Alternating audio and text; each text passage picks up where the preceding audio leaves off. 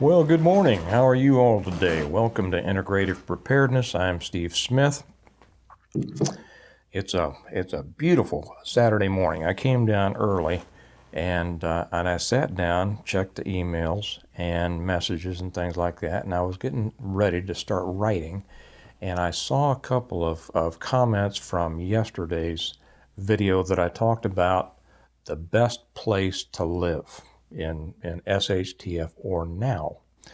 And it brought to mind a video that I've been thinking about making for a while about suburban prepping, the truth about suburban prepping. And so I thought I'd just sit down. I don't know how extensive this will be, but I'm gonna rattle off some things off the top of my head here that I think a lot of people don't think about or realize. First off, I wanted to thank Lisa, who I forget which channel she commented on. It was either on this one or our American Reversion. And she asked about when is book number 7 going to be done. And then she says, I like the fact that you write about reality in your books, but you don't use profanity or gratuitous sex and violence and things like that. And I wanted to thank, I thanked her here, but I want to thank all of you who have said that and complimented that about my books.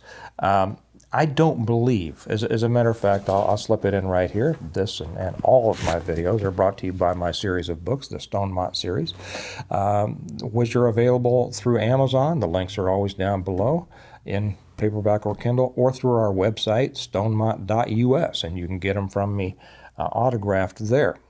I don't like profanity. I don't use it on here. I don't use it in my normal life. It doesn't mean I haven't. It doesn't mean I can't. I know all of it, and I'm pretty good at it when I want to be or need to be. But I don't think that it's appropriate. I write my books. When I wrote these books, first off, the first one was kind of a lesson on, well, it was a total lesson on how to prepare for, how to survive, and how to rebuild after a total collapse. But then it got to be, we caught up in the story, and one became another one. I wrote these so that my kids can read them, not just when they're adults, but now. And I like to put a lot of trash in books. I don't enjoy reading books full of trash, and because I think that's just put in there gratuitously for whatever reason. Either the author has a little issue or they're writing for an audience that I don't really write for.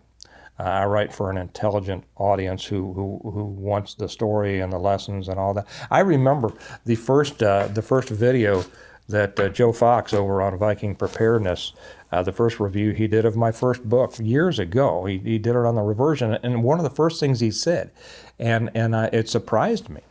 He said, it seemed kind of like he was surprised too. He says, I don't think I've read a single profanity in this book.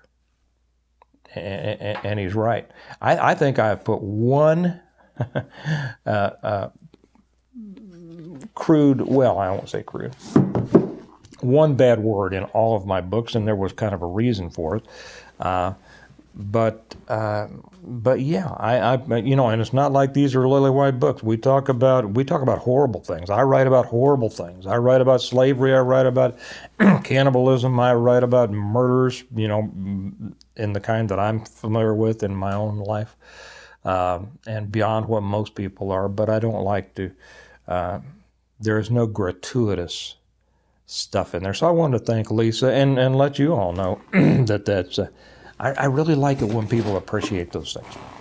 So let me get back to the subject of today, the truth about suburban prepping or suburban preparedness, because I think that this is something that many people don't understand. Many people do, because what I'm about to tell you is going to surprise you. There are more preppers in the suburbs than there are in the country. Right now, somebody said, no, there's not. Those suburban people are all idiots, and they're all driving their Beamers, and they're just a bunch of lightweights wearing their skinny jeans. And well, no, no, you're wrong. I know. If you want to know about preppers, write a book about preparedness, a book that has done very well. Okay, write a book. If you want to know even more, write 6 books. Okay, so my first books came out in 2017. So I have six years of experience in this, of people reading my books and getting a hold of me. If you want to know about preppers, if you want to bring preppers out of the woodwork, write a bunch of books about it. And I was involved in preparedness before this for most of my life. We're talking about 40 years of preparedness here. So it's not like I don't know what I'm talking about. So no, don't come on and say, no, you're wrong, you're wrong. Yeah, there are many more preppers in suburbia than there are in the country. I would say that the percentage is probably close. The percentage of people who prep in the country and the percentage of people who prep in the suburbs. And so simply because there are so many more people who live in the suburbs than live in the country, there's going to be a lot more preppers in the suburbs. Okay. Now people will say, well, but people in the country, they kind of live a preparedness life. No, they really don't. Yeah, they can some stuff, but you don't, for the most part, find the majority of people in the country who live in the country, in the small towns, living a life that you would really call a preparedness life. They might live the old style. They have a garden, but they don't have a garden that feeds, their entire family everything they need. Most of them don't have farms. Most of them have, if they have a farm, they have a hobby farm.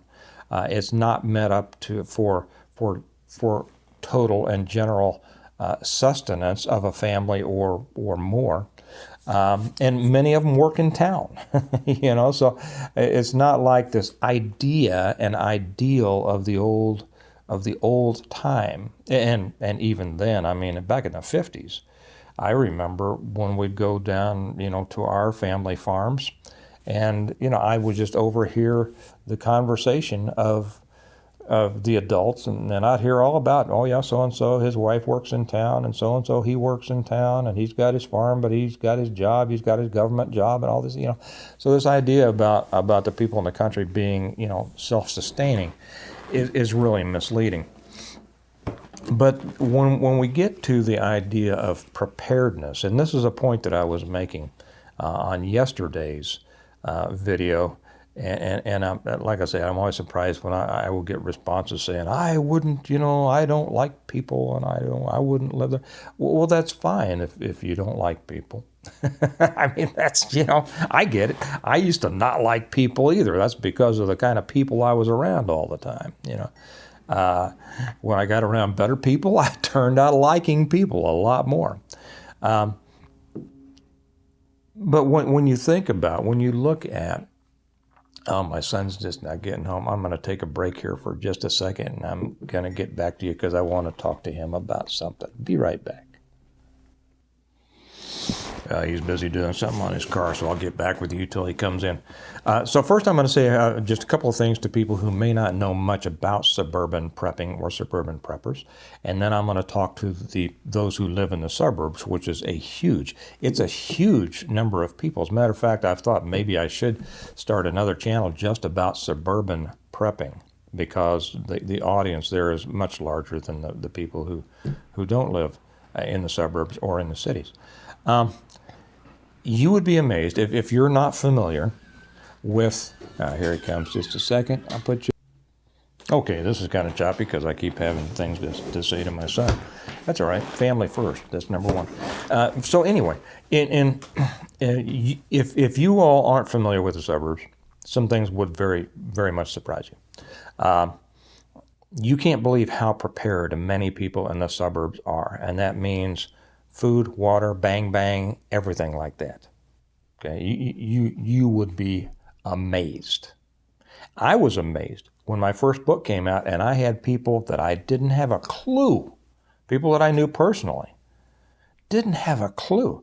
And they said, hey, since you wrote that book, I can tell you're kind of, come and let me show you what I've got. It was unbelievable. You go through the suburbs, And people who don't live in the suburbs have this idea that suburban people are just a bunch of clueless consumers. No, they are not. They are not. They are. It's amazing. I'll just put it there. Also, the thing about suburban living, which I love. I'll be real honest with you. I love living in the suburbs. We do have, as you know, have some property, in the Ozarks, and I am looking at moving just a little bit to another area. But right now, I love this area. Why? Because people in the suburbs are not just prepared for the end of things. Okay, and I think that's what too many people have a tendency to concentrate on, that one big collapse. Now I understand that because that's what I wrote the books about. Okay, but I also, as after the first part of the survival, what it was about rebuilding community, and community is important, and community is what you have in the suburbs.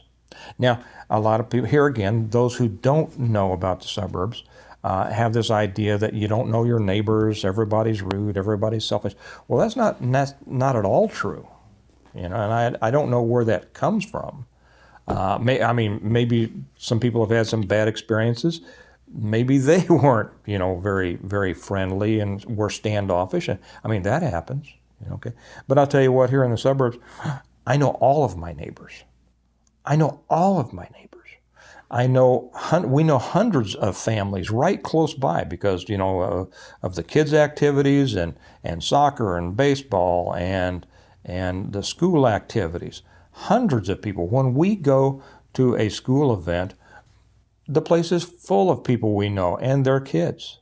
Okay, I live in a little area of 23 houses. It's like a little community. It's like a little village. There's one asshat in here. There is, I tell you, but they're everywhere, right? Every one of the people in our neighborhood, we know. We know their names, we know their kids' names, we know their dogs' names. We wave, we chat. It's like what this people have a idea of a small town. And I've lived in small towns, and small towns aren't like what people make out small towns to be.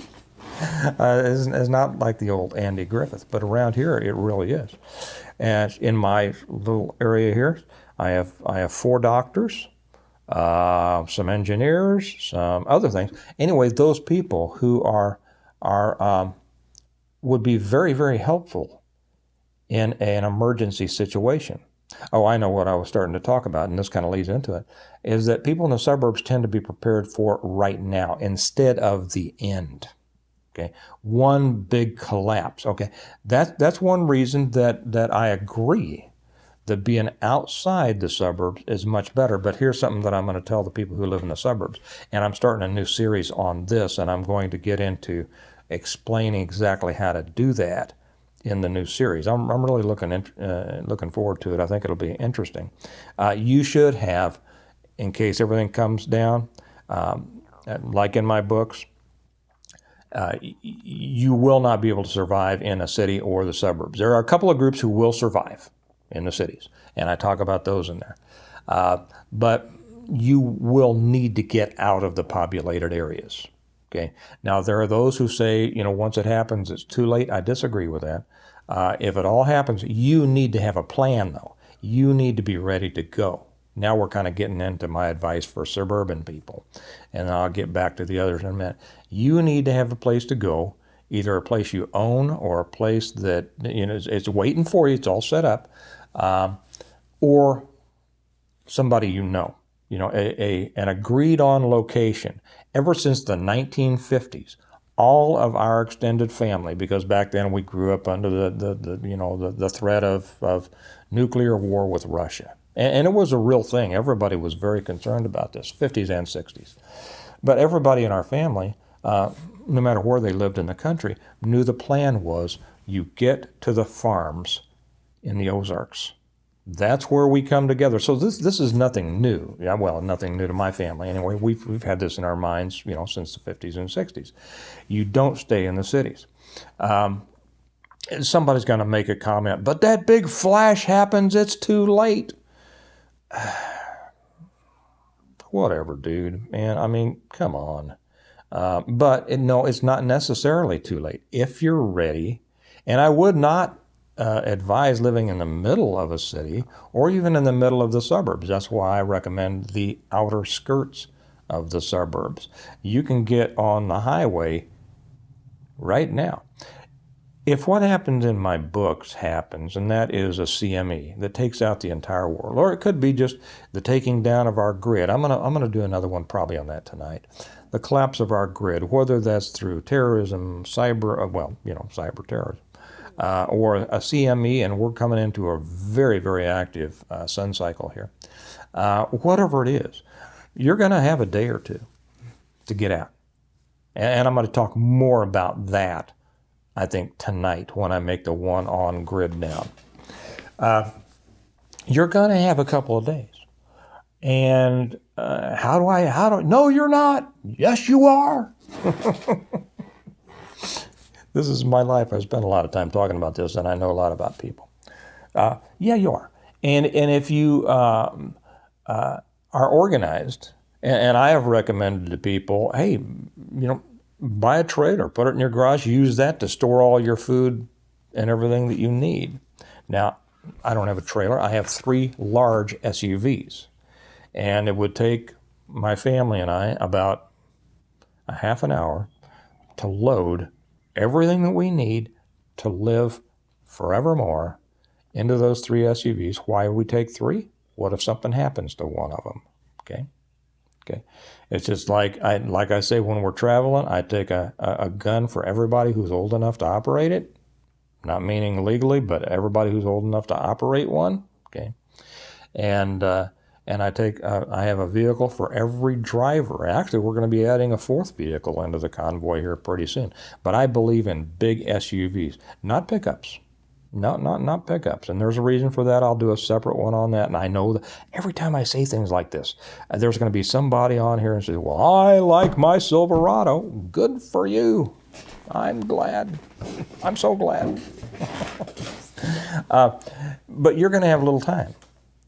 But the people in the suburbs, suburban living, you are much more prepared for the troubles of today. You see, there are much more small emergencies than there are large emergencies. And, whatever it could be a storm, could be the loss of a job, could be the economy collapsing. It could be all of those things. That they are much more common, an injury, an illness, or whatever. They're much more common than the end of the world. Okay, so moving out into the country, you may be ready for the end of the world, but you're not nearly as prepared for everyday life. And what do I mean by that? I said on yesterday's, okay, well, no, for instance, where I'm sitting in my house right now. I am 1 mile from a major hospital. That way. Another half a mile is another major hospital. 2 miles that way is another major hospital. 3 miles that way is a level 1 trauma hospital. If I need police, they are here in 1 minute. If I need fire, they are here in 1 minute. See, here's the thing. Violent things can happen. Bad things can happen. Emergencies can happen. If you if you need to call the police, how long does it take them when you're out in the country? Yeah. Well, that's why you need to be able to take care of yourself. Yeah, I can take care of myself just fine here, thank you. But sometimes you need the police. And, because things happen. And it can spin up into a real problem if it takes too long. Fire is the same way. You know how many houses burn down completely in the country? Because they rely on volunteer fire, okay? A fire truck will be at my house in a minute or 2. An ambulance will be at my house in a couple of minutes. We had a situation. I was at work one time. Kelly called me. She was just hysterical, crying. Our daughter was choking on something. And man, I mean, if you're a parent, if you have had that happen, it is just your whole world collapses. She was doing everything that she could, everything that she knew. She wanted to let me know she had already called 911. Okay. And I says, okay, I'll be right there. I left my job. I didn't care. I said, and I was with the security department of a large hospital. I says, I'm gone. Bye-bye. I may be back, may not. By the time I got home, and it takes me about 3 minutes to get to my house, the fire department was there. The paramedics were there. My daughter was in my wife's arms smiling. They had taken care of everything. You see, those things are important.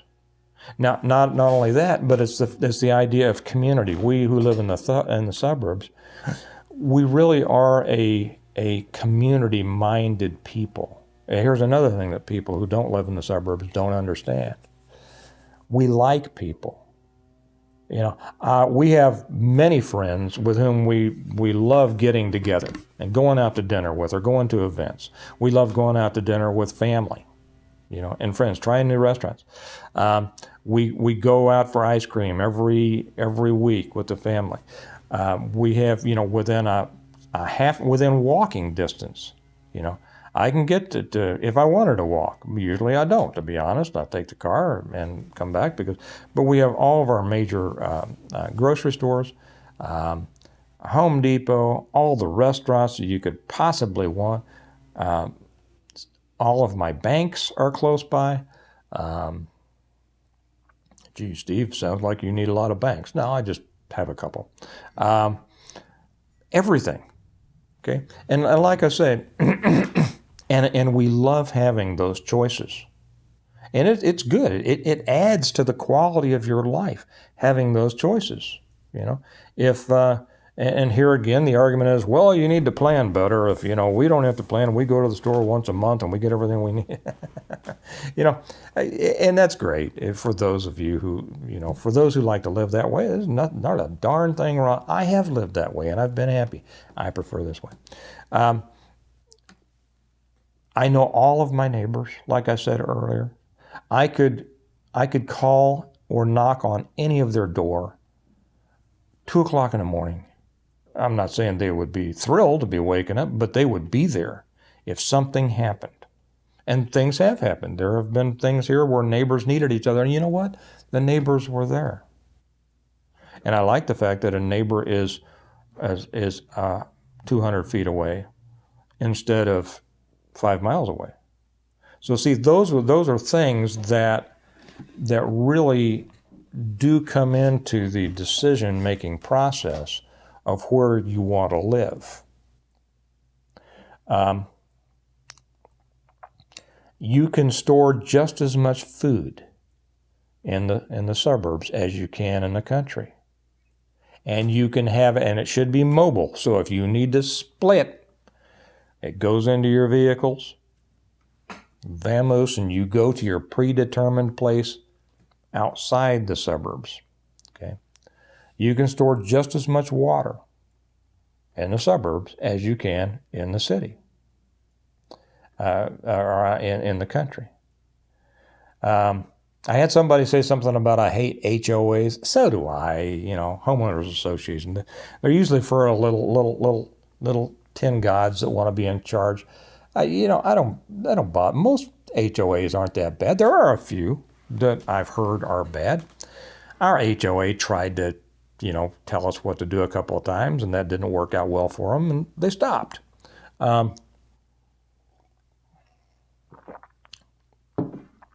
have friends, you know, HOAs. Hey, there's a purpose for HOAs. You know, we don't want our neighbors putting their truck up on blocks in the front yard. Okay, simple as that.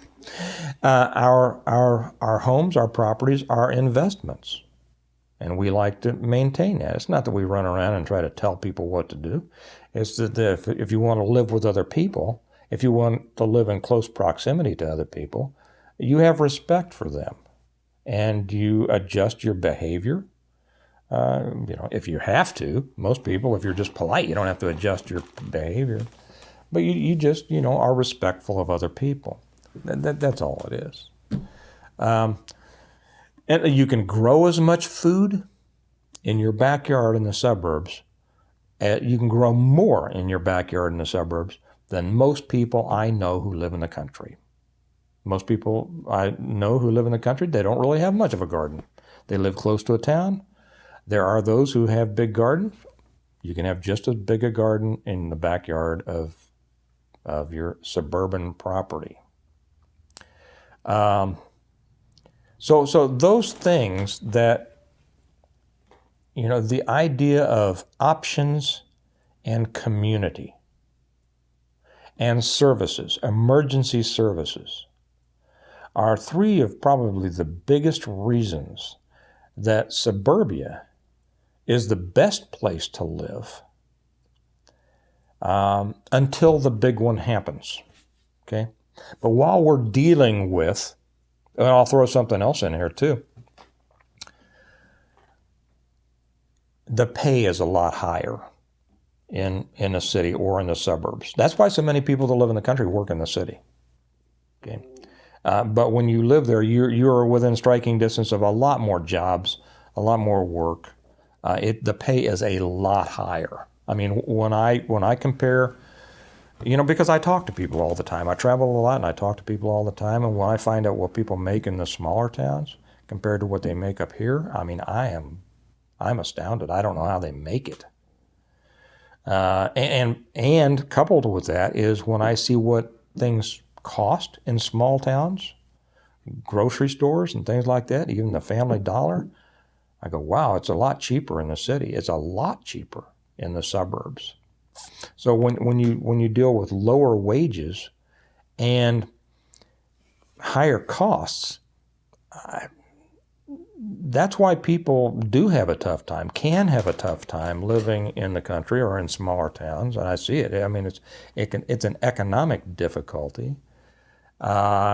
And while it's possible to do, obviously, and people prefer the slower pace, I get that, your options are a lot less.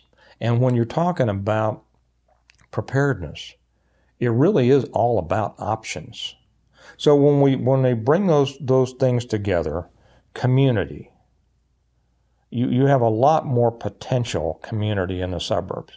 And you know what? Suburban people aren't asshats. They're not. They're good folks. They're nice people. I had a friend of mine who's black, and he moved out into our area years ago. And he told me he moved from an area that was different. He said everybody told him, "Don't move out there. They're all a bunch of racists. Don't move out there." And he says he moved out here as the nicest people in the world. He never had trouble out here. And he always had trouble where he came from. I've had people also that moved from the country, and they said, I was told that, you move into this county and you're just a bunch of entitled idiots, and they're cold and they won't, and they said, we came here and we have never felt so welcomed. In the neighborhood, people talk to us at the grocery store. People are polite. People are nice. People offer to help. Our lawnmower broke, and my neighbor brought his lawnmower over, even offered to mow the lawn for us. You see, people have this idea. They go on what they hear, so much of what isn't true. So those things, I might be making more. I might make another channel on suburban preparedness, because it is so much easier to prepare in suburbia than it is. You can't have a horse, but what do you need a horse for? Right? For the most part, except for fun. A horse is nothing but a money trap, unless you're using it for something. Someday we'll need that horse to plow with. Well, if that's true, you need to up your plan, because I have a better plan. Read my books. So anyway, maybe I'll make another channel on constant, or maybe I'll just make some more on suburban prepping. But, community, access to emergency services now, before everything goes down, while we all do deal with emergency, get a chainsaw cut out there in the woods and you're an hour away from a hospital, Fall off a roof, have a compound fracture, your house catches on fire, all of these things, okay?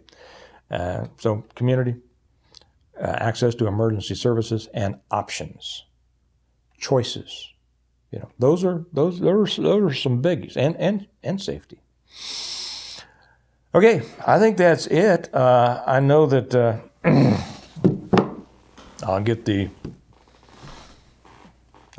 occasional comment. I live in Alaska and I'd never live around hundreds of people. Great. I don't want to live in Alaska. Although I think it's pretty up there. And I've known people who lived in Alaska. Some of them moved down here. They didn't much like it. Remember, this is brought to you by my books, where I talk about the importance of community. Community.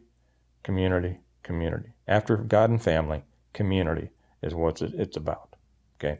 Available on Amazon or through our website, stonemont.us. You folks who live in the suburbs, comment, let me know, add to it, tell everybody else about it. And maybe we'll get back more to this. Now, I'm going to go back to writing on book number 7 with no profanity in it. And you all remember that we prepare well today in order to live well tomorrow. And I'll talk to you later. Bye-bye.